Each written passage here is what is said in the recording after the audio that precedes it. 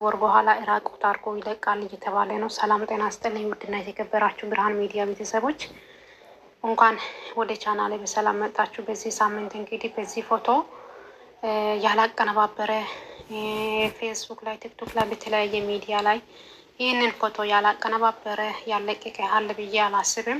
ምናልባት ስለዚህ መረጃ ያላገኛችሁ እንግዲህ መረጃ ይዤላችሁ መጥቻለሁ።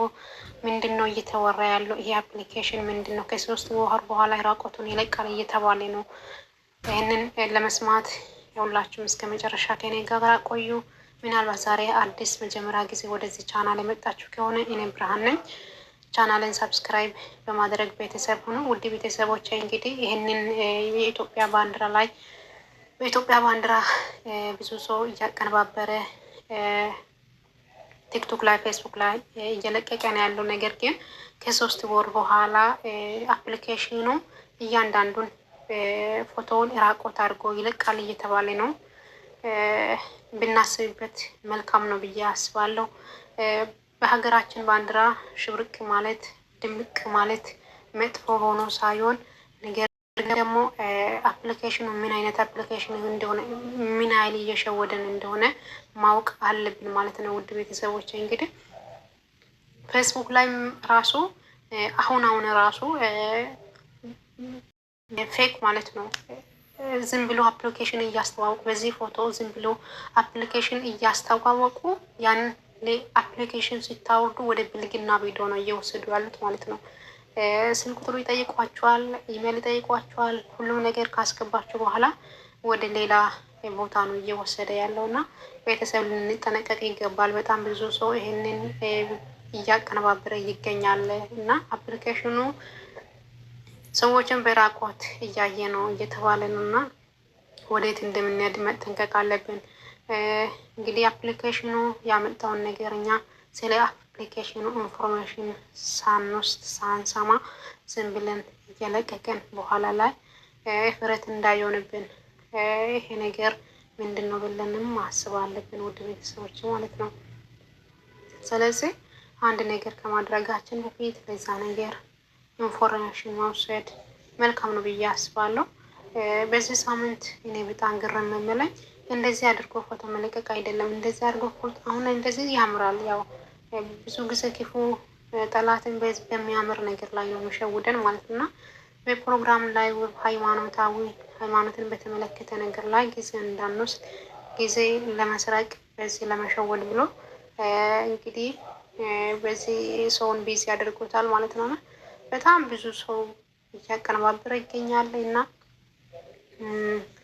ቲክቶክ ላይ ራሱ በዚህ ተቀነባብሮ የተለቀቀ ቪዲዮ ፎቶ በጣም ቫይራል እየወጣ ነው ያለው እና የሚገርማችሁ ነገር አንዱ በለቀቀው ለሌላውን ገብቶ የናንም ማቀነባብረኝ የናንም ማቀነባብረኝ አፕሊኬሽኑ የትኛው ነው? በቃ ልመና ነው። በስማም ይሄ ሀገር መውደድ ነው። ያው ሀገራችን ስለምንወድ ይሆናል እንደዚህ የምንለው። በሀገራችን ባንዲራ በሀገራችን ልብስ ድምቅ ማለት መልካም ሆኖ ሳለ ነገር ግን ምንድን ነው ከጀርባ ምን እየተካሄደን ነው የሚለውን ነገር ማወቅ አለብን ማለት ነው። አንዳንድ ሰዎች ማሳይ እኔ ሰሞኑን በጣም እያየው ነበር እና ሳይ በጣም ነበር ግርም እያልኩ የነበሩ ምን ያደርጉታል? ፈረስ ላይ ወጥቶ በቃ እንደ ሰይጣን ነው የሚሆኑት እየተጋለቡ ማለት ነው። በቃ በጣም የሚያስጠላ ሁኔታ ነበረ እየሆኑ የነበሩት ማለት ነው እና ያስፈራል። ብቻ እንዴት መዝሙር አቀነባብሮ ደህና ነገር ሲያቀነባብር የነበረው ሰው አሁን በዚህ ላይ ተጠምዶታል። በቃ ጠላት ብዙ ጊዜ እኛን ለማሳሳት በእንደዚህ በሚያምር ሁኔታ ላይ ነው የሚገባው እና ደግሞ እኛ መጠንቀቅ አለብን ብዬ አስባለሁ። ወዴት እንደምንሄድ አናውቅም። በእውነት መጠንቀቅ አለብን። ፌስቡክ ላይ አንድ አፕሊኬሽን እኔ አይቼ መጀመሪያ ነው እና አንድ አፕሊኬሽን ይሄ አፕሊኬሽን ምን አይነት ነው ብዬ ለማውረድ ሞከርኩኝ ማለት ነው። ሲሞክረው ምን የት ነው የወሰደኝ? እነሱ ያሉት እንደዚህ ቪዲዮን እያሳዩ ይህንን ከአውርደሽ መጠቀም ትችላለሽ ብሎ አፕሊኬሽናቸውን ነው የሚያስተዋውቁት ማለት ነው። ከዛ አፕሊኬሽኑን አወርድቼ ካወረድኩ በኋላ ምንድነው የሆነ ሌላ ነገር ውስጥ ነው የሚወስደው ማለት ነው። ኢሜል አስገቢ ምናምን ይላል። ዝም ብሎ ኢሜል ነው ያስገባሁት እኔ ዝም ብሎ የማልፈልገውን ኢሜል አስገባው። ለእነሱም ኢሜልም እንዳታስገባ፣ አሁን ኢሜላችሁን እንዳትሰጡ፣ የምር ኢሜላችሁ እንዳትሰጡ ነግራችኋለሁ።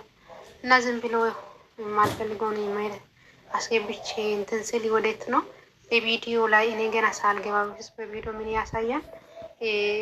በማስታወቂያ ማለት ነው። ገና በማስታወቂያ የራቁት ፎቶ ይሄ የብልግና ነገር ማስታወቂያ ያሳያል ማለት ነው። ከዛ ምን ይላል? ከታች ሰብስክራይብ አድርጊና ጭነሽ ግቢ ይላል። በኢየሱስን በመሀል ወጥቼ አፕሊኬሽኑን አጠፋሁት ማለት ነው።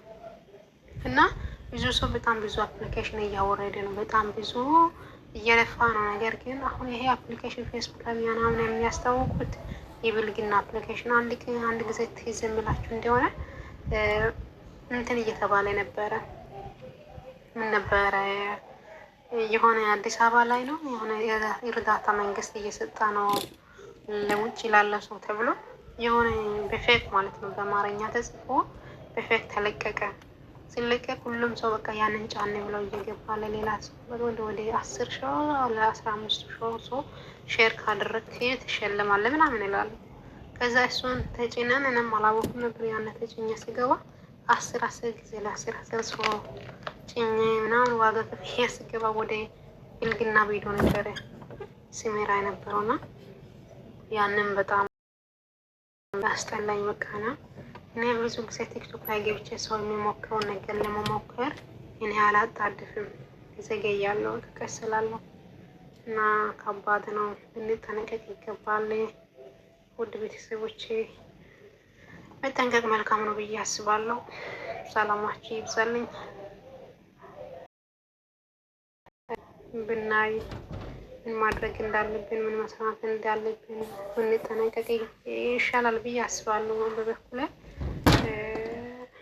ክፉ ነገር እያማረ ነው የሚመጣው፣ መልካም እየመሰለ ነው የሚመጣ። ስለዚህ እንጠነቀቅ ውድ ቤተሰቦች እላለሁ። ባላችሁበት ሰላም ለኢትዮጵያ፣ ሰላም ለሀገራችን፣ ሰላም ለምድራችን ይሁን። ቻናልን ሰብስክራይብ በማድረግ ቤተሰብ ሁኑ። እናንተ ምናልባት የሰማችሁት ካለ አስተያየት ጻፉልን። እርስ በራሳችን እንደጋገፍ እንደግ። በተለይ የዩቱበሮች የዩቱባችሁን እንትን ኢሜል የትም የሰጣችሁ አፕሊኬሽን እንዳታወርዱላችኋለሁ። ሰላማችሁ ይብዛ። ባይ ባይ።